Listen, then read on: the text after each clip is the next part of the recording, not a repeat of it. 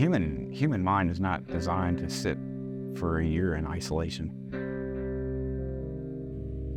I put in a year of this. We're men in small communities, small environments, and isolation plays tricks on you, that's for sure. I'm not a lightweight. I like to take challenges. Just a lifestyle of not quite blending in with anybody. Always been kind of an outsider. This is the land of outsiders.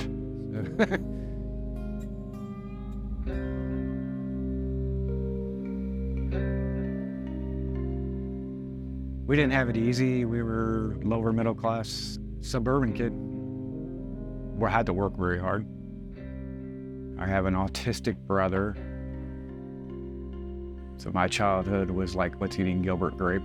A lot like that movie. And so I've never known quite normal in my life. So I've always been a rebel. But I'm privileged. Come from that period. I had good parents. We're the divorcee, lockheed kids of their generation. I started businesses and started a restaurant. Don't do that to yourself.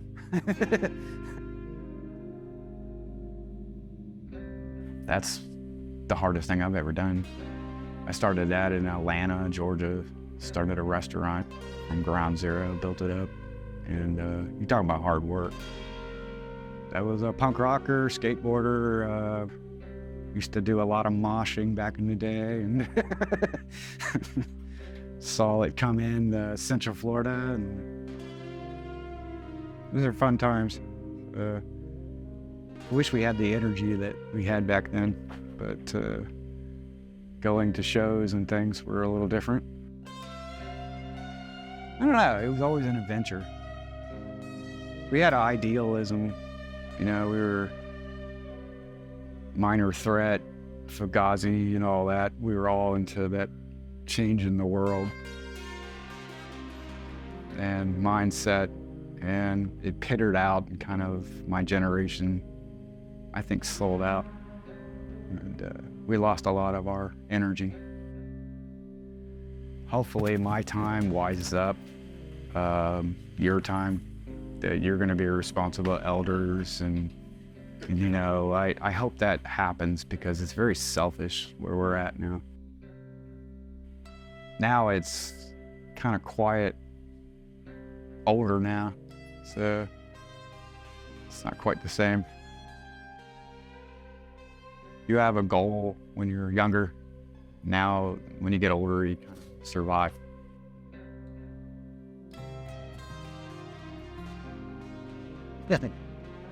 She's been about the only light that's been going on. Keeps me going. She came from Del Rio, Texas. I have no idea why I went into that animal rescue, but it was fate.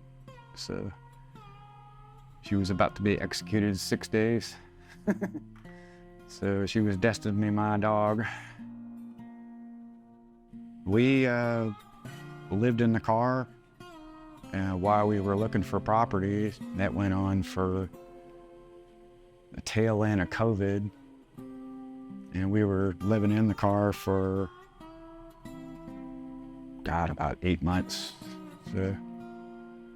So when I finally got the property, I was pretty happy. So. There's a God. It's kind of like the Old Testament God. It's not easy. It's not peaceful and loving. It's a lot of hard work. So you just keep surviving, keep going. There's a hard road coming to us. This little world that we created could just gone out of here.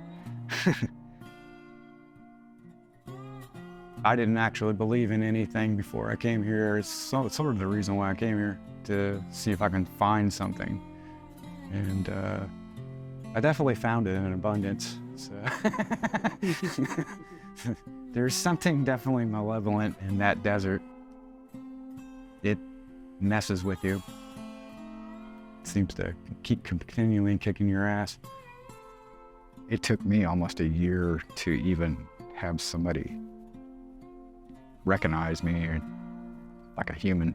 I started going to the church after a while.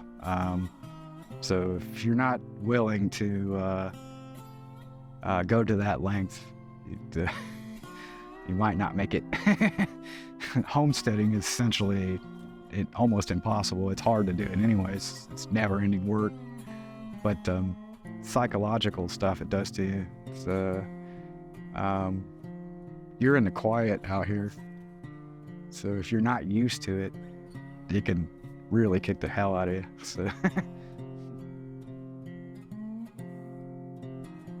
I made it. Survived it.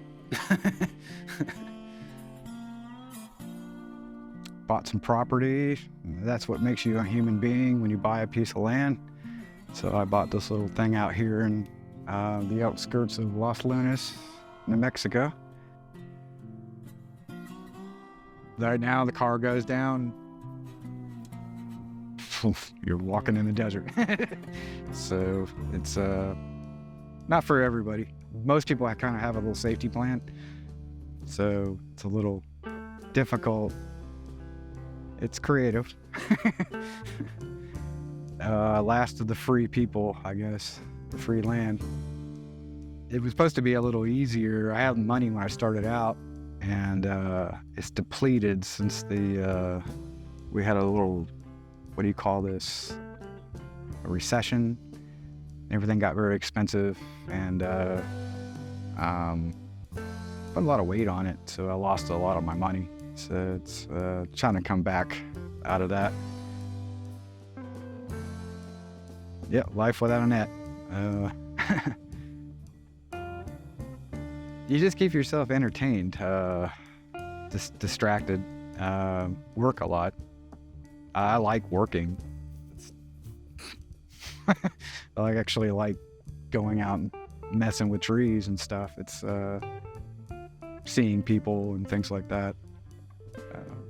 I went to a movie the other day, and that was an achievement. So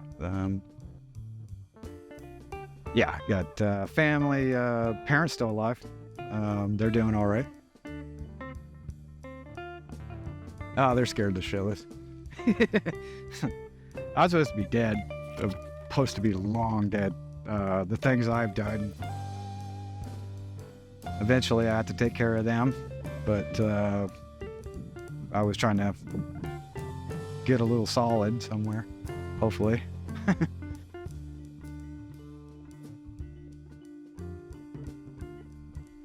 I used to be in art scene. Had a career in the arts, went online for a while. I was on tour.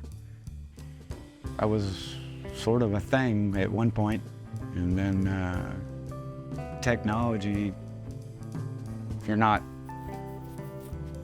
constantly performing, and I did it for 30 years, so it's, if you're tap dancing online, you're forgotten. So if you look online, you won't even see me anymore. I used to be on top of it, and the technology changed. I remember AOL. That's how long I've been in this thing. I went off-grid and did it last year. I had a smartphone, and it had technical problems, and I never bought one again. And I don't really miss it that much. I went through years on the Facebook and the internet, and sad after a while. You talk about being alone. It was a fake world that you're living in. It got worse and worse, especially doing the art thing. Their distortion of what is successful.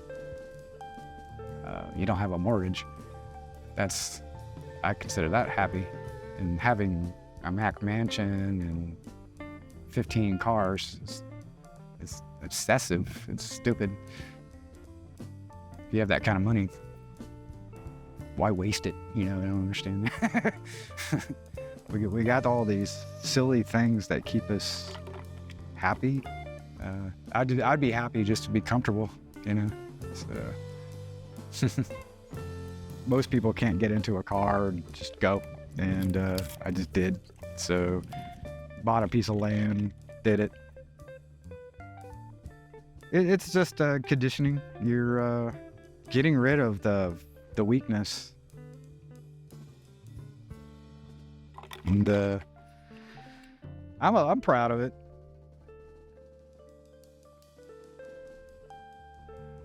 Proud of surviving it.